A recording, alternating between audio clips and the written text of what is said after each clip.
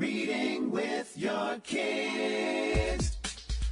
Hola, ni hao, konnichiwa, assalamu alaikum, shalom, mahaba, moni miliwanji, namaste, jambo, bienvenidos. Hi, my name is Jadley, and this is the Reading with Your Kids podcast. We are coming to you from the beautiful neighborhood of Reedville, in the southwest corner of Boston, Massachusetts, in the shadow of the Great Blue Hills. We are so honored and so very, very happy that you're joining us on our mission to help families grow closer through reading.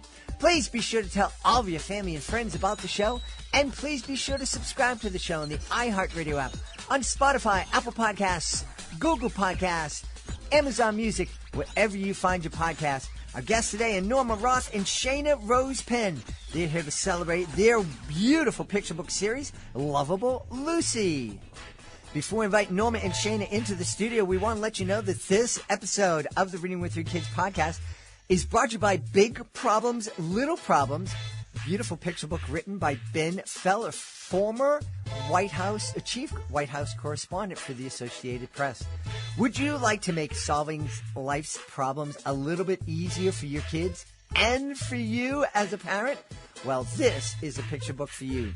Big Problems, Little Problems is a tale of how to conquer frustration no matter what the problem is. It's the story of how a dad teaches his son how to avoid getting frustrated by having patience and perspective. It offers a surprising reminder of how children can teach grown-ups to appreciate what is important as well. This heartwarming father-son story is written for any family with young kids. And if your child is anxious about the start of the new school year, well, this is a perfect choice. Help your kids turn those big problems into little ones right now. To order your copy, go to bigproblemslittleproblems.com.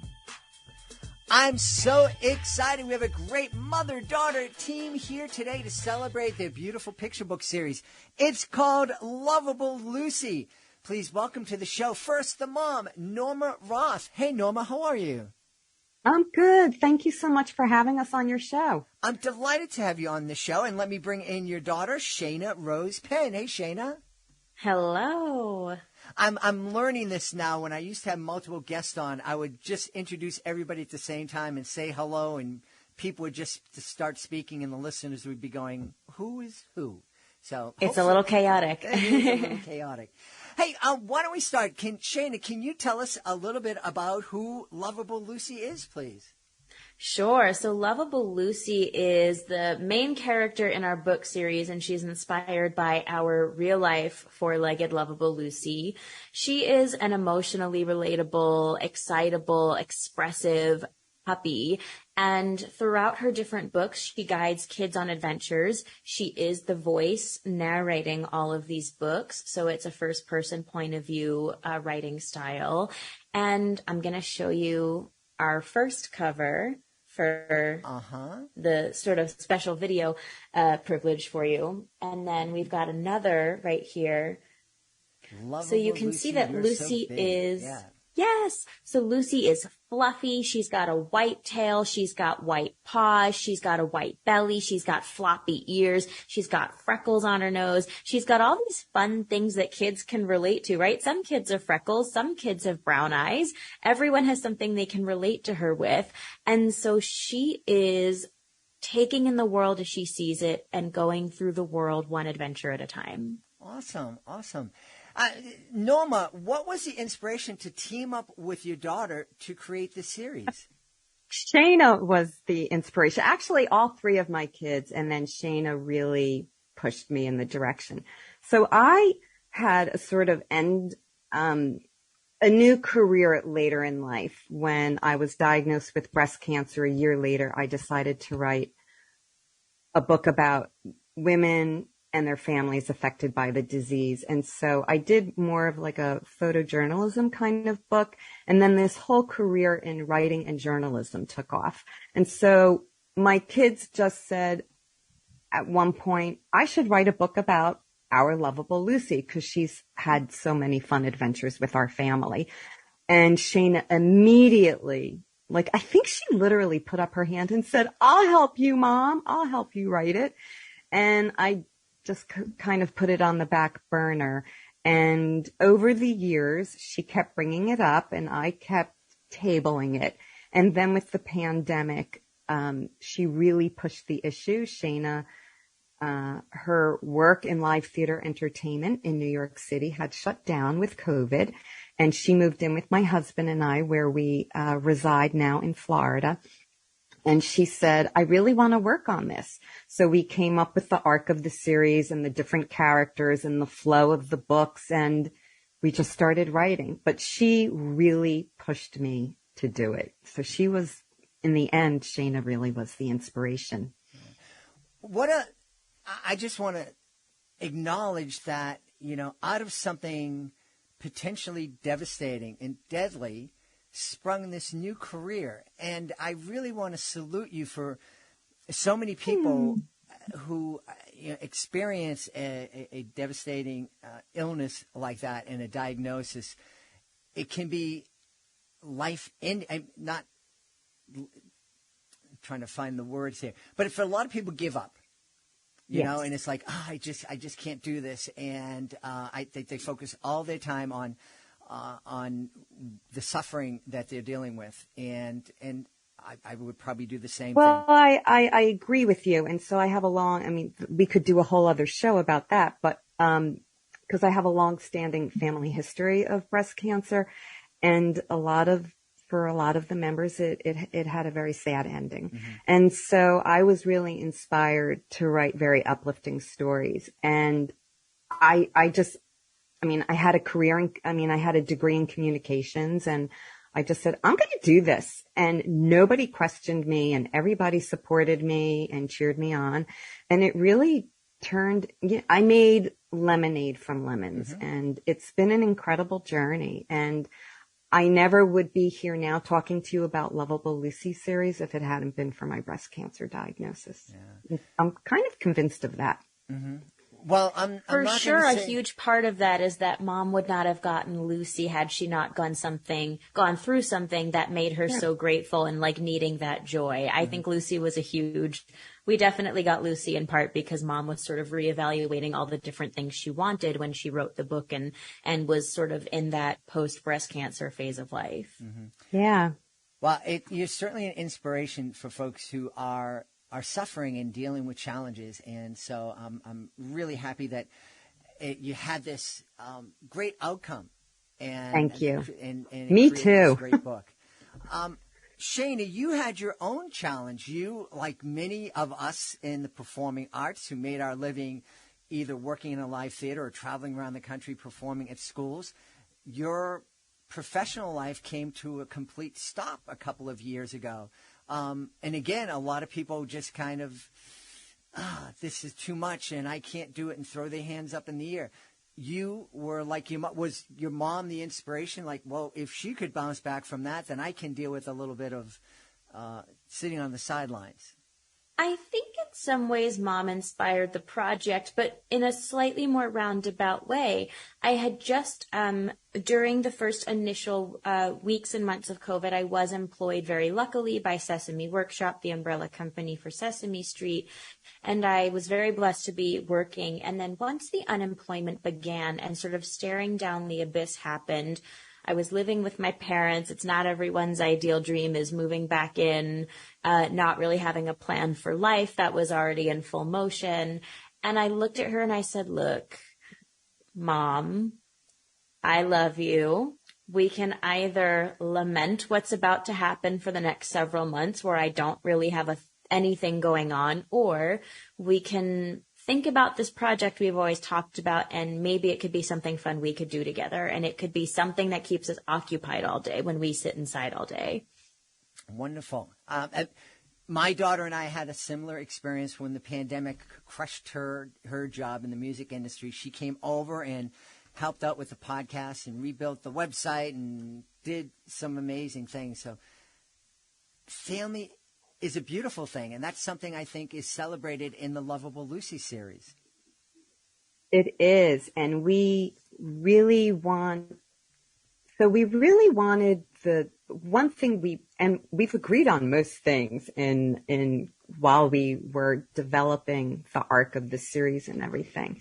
And we really wanted to take Lucy's real life family and use it as the inspiration for the story, and really use the family as a way of helping Lucy overcome her challenges and different situations in each of the stories and adventures that she faces, and also to show how families can work together in resolving things and supporting others, and I think being encouraging and thoughtful. Mm-hmm. Shayna, tell us, let's start at the beginning. Book 1, what's the story that we're going to experience when we pick up book 1 and read it with our kids?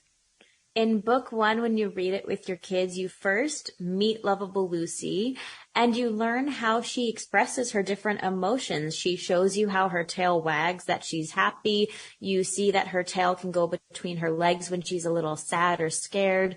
And then she'll meet her forever family and she doesn't know how to feel.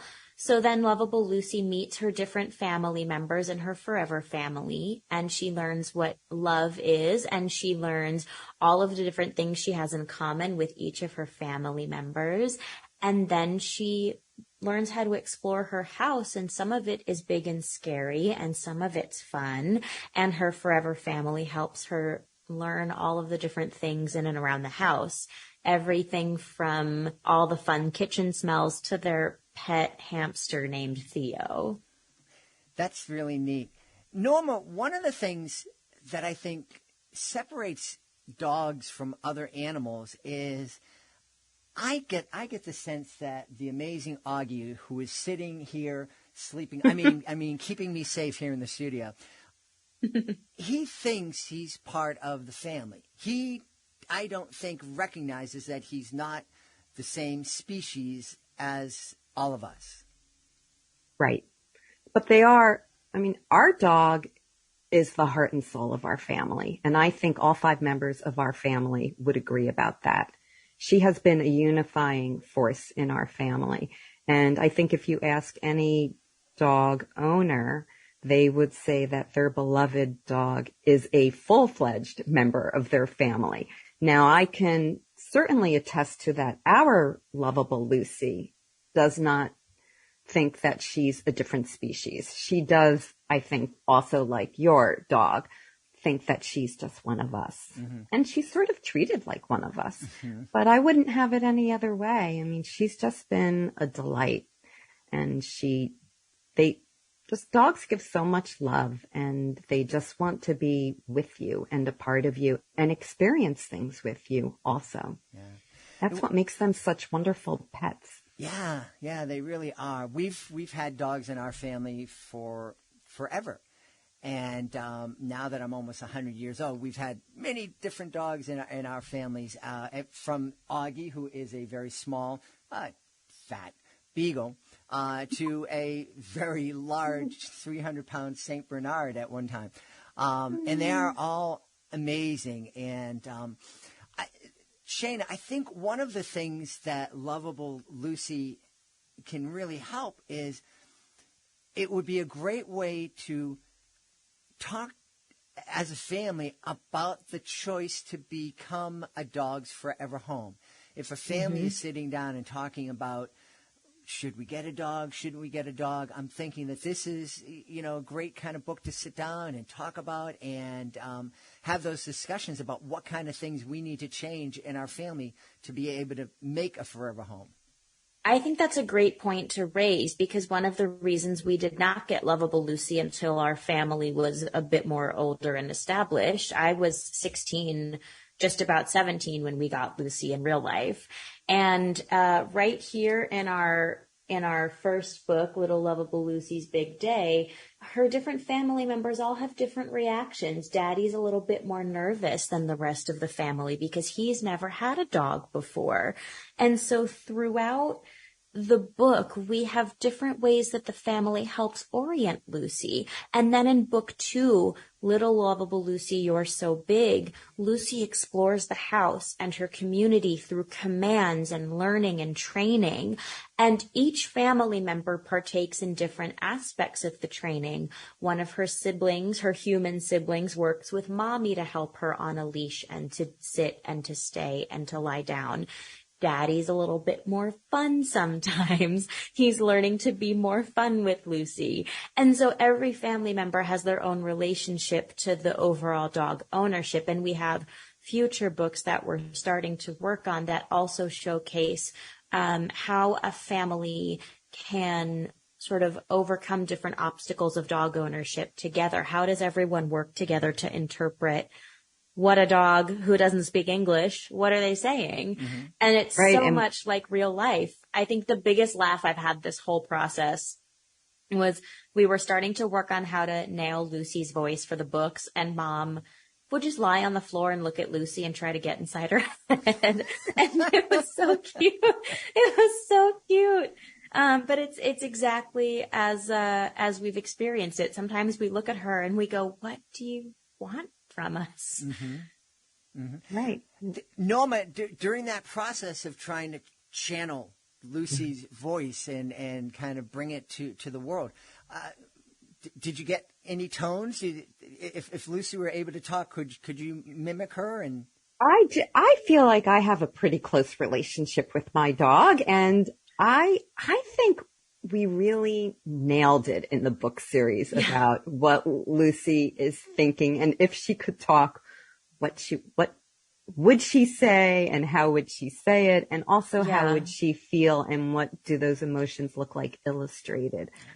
And so I think I did a pretty good job. I'm a little more in tune to Lucy than Shayna is, as she pointed out. She was 17 when almost 17 when Lovable Lucy came into our house, and then she had a year's experience with her, and then Shayna went off to college. But what was wonderful, really, in a way, is that Shayna has had the opportunity to reconnect with Lucy during the pandemic.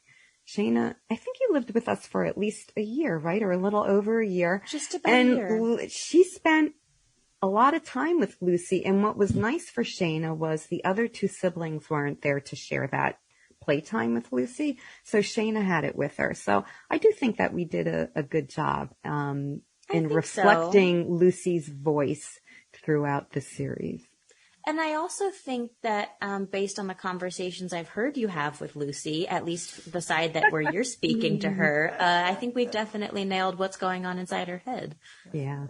That's really neat. Hey, Shayna, the thought that comes to mind, a number of authors have come on and talked about, wow, this would be really cool if we could turn this into an animated series, or the novelists talk about, the book becoming a film.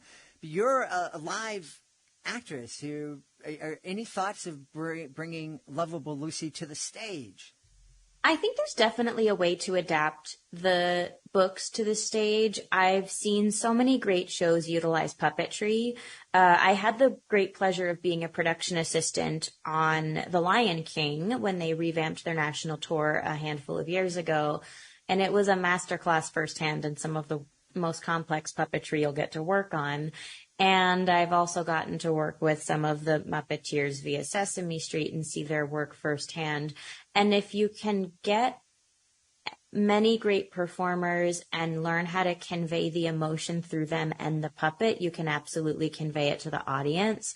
And kids love that kind of interaction. I think much like the real life experience of watching a dog in person, watching the puppet come to life on stage is a similar experience. Mm-hmm. Yeah, absolutely. I've known ventriloquists, and one of the things that they've said is that oftentimes when they're interacting and they have their doll with them and they're interacting with fans will talk to the doll and ignore the ventriloquist as if the ventriloquist isn't there and the doll is alive. It's the same exact thing. I got to see some of those very seasoned pros with Sesame Street after this cross collaboration concert I had stage managed with them, they were interacting with children for a meet and greet after the show, and the kids always look at the puppet. They don't look at the actor. Yeah. Incredible. Norma, you mentioned that this is a series, and we have a couple of Lovable Lucys out and available in the world, but it sounds like more. What's the master plan? Is this going to be a 6-7 book series? The current master plan is we have committed to 10 books in the series. We have 10 titles and 10 manuscripts, and we have contracted with our illustrator for all 10 of them. And currently, we are in production with book 3 and the special holiday edition book. So that's our plan. And we have so many more in the pipeline. The Lovable Lucy series could be never ending because there's always another adventure awaiting. Yeah, that sounds neat. Children and their families. So, well, let's give a shout out, Shayna. Let's give a shout out to the illustrator. Yes, our brilliant, truly brilliant illustrator, Adwa Hernandez. We found her after 7 to 8 months of searching with over a dozen illustrators, and she sent us a page with sketch options of what Puppy Lucy in book 1 might look like. And Mom and I, we sort of did this thing that we always do where we count down from 3 and we say what's our favorite or what our thoughts were, and we both went, we have an illustrator. We think in all of this that we see Lovable Lucy, and we can absolutely continue working with her. And we love Adwa. We Zoom with her weekly, whether or not we have anything to work on. And she is just so great at creating different expressions unique to each character and capturing personality. Lucy alone, in the first 2 pages of book 2, I think there's somewhere between 5 and 8 new expressions and poses alone. And it wasn't until we were sort of proofing that book that it really hit me how terrific she is at nuance, which is really hard to do when you've got 6 to 8 characters in a book. It's really impressive. Yeah. Well, one of the things that I think is impressive is that unlike a lot of authors, it sounds like both of you understand that being a children's author is being the CEO of your children's book business. And it sounds like you sat down and you put together a business plan and you're working it as a business. Certainly it's an art, and you're creating art and you're telling a story. But the only way, Shayna, you might have heard this. When I went into show business, a very wise mentor sat down with me and said, "Now, gently, you're going into show business. That's 2 words, show and business. And you notice business is the bigger of the 2 words. And if you don't take care of business, there ain't going to be a show." So it sounds like you two are on that. Is there a CEO and, is there a hierarchy amongst this team?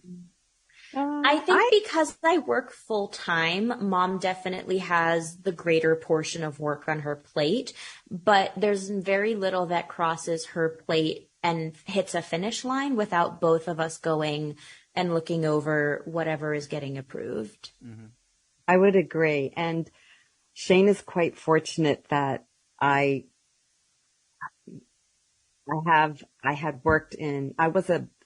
was an office business manager for many, many years. And I understood the ins and outs of running a small business, and I did the marketing and all of those different aspects. So we definitely treat this like a business, and we are in the business of engaging children's imaginations and, helping early readers. Well, actually spreading literacy. That is really a big goal of ours, is to encourage reading skills in young children. And the first thing we did after we wrote these manuscripts, you should know, is Shayna said, "Okay, we're ready. We're good to go now." And I said, "No, my marketing background tells me we need to curate a focus group. And we need to have them read the manuscripts and tell us if they're good or not." And so that was the second thing we did after writing the manuscripts, was we curated a focus group of parents educators and young children in our target audience. And they read all of our manuscripts, and we did Zoom meetings with all of them, including the children. And we critiqued each of the manuscripts, and they told us the strengths, the weaknesses, what we needed to work on. We gave them online surveys to fill out and things like that. So it was incredibly helpful. We continued to use them throughout the process. And, we have our website, and we did hire a web designer for it because I have a lot of experience with it, but I really wanted it professionally done. And we're very pleased with it. And so we do treat this like a business. And I think every author needs to treat their writing and their books as a business, because it is. Mm-hmm. And I do want to give you a huge compliment, Mom, because there are so many things that have come up along the way, different skills, whether it's making an image in Canva or whether it's thinking about how to manually do updates on the website now that it's built and live. You have really taken it to task to learn all of the different things that have come up that because I don't have, 40 extra hours in the week, I tend to be a little bit occupied those extra hours. You've really taken on the burden of learning without a ton of assistance, and it does make me feel very guilty, but it also is so impressive to see someone who didn't grow up with all these different gadgets and softwares and apps just take to it really nicely. Yeah. Oh, thank you. Yeah. Mm-hmm. I love that. What a great place to end here. Mom and daughter, just like, you're so cool. Hey, you mentioned the website. Tell us where we can go to find out more about Lovable Lucy and find out more about both of you, and be a place where we can go when the new books are available.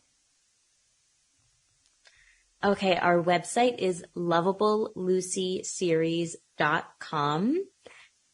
It's LOVABLE. LucySeries.com. And on the website, we have everything from our story, the sort of really in-depth version of where we got our inspiration from. We even include some real life Lucy inspiration images. We have our mission statements. We have all the different accreditations we've received in tandem with our different books, where you can purchase the books and also see previews of them on the website. Wonderful. Well, we've had a really fun time speaking to the driving force behind the Lovable Lucy series, Norma Roth and her daughter, Shayna Rose Penn. My friends, thank you so much for being with us. Thank you for having us. Thank you. It was really nice to have this first duo video and podcast interview with you. Please be sure to join us for the next episode of the Reading with Your Kids podcast. Our guest will be Laurel Solozano. She'll be here to celebrate The Land of Fake Believe, her fantastic middle grade novel. Hey, if you're on social media, we're on social media too. We'd love to connect with you. Facebook.com/readingwithyourkids. At Reading With Your Kids on Instagram. Be sure to check out our Reading With Your Kids pages on Pinterest and on YouTube. And also, if you are on Twitter, it's at Jedley Magic. And of course, we love for you to visit our website, readingwithyourkids.com. You can sign up for our free newsletter, check out our blog, check out our Certified Great Read Wall of Fame. If you're an author, click on the Authors Click Here button to find out how you can be a guest. Submit your book to our Certified Great Read panel, and also take part in our monthly promotion programs. And of course, you can use the contact button at the top of the page to send us a message. Let us know what we're doing well, let us know what we could be doing better, and let us know who you would like to hear on a future episode of the podcast. I want to thank the folks who made today's show so wonderful. Of course, I want to start by thanking our guests, Norma Roth and Shayna Rose Penn. Please be sure to check out their Lovable Lucy series. Also want to thank Ben Feller, former chief White House correspondent, who is now a picture book author in his book, Big Problems, Little Problems. Also want to thank my team, Fatima Khan, Rory Grady, Nicole Bell Castro, Mirabella Q, Rain Pan. I want to thank my beautiful wife for all the support she gives me. Most of all, we all want to thank you. Thank you so much for taking the time to join us today. And as always, thank you so very much for taking the time to make the world a better place by reading with your kids. I'll be looking for you in the next edition of the Reading with Your Kids podcast.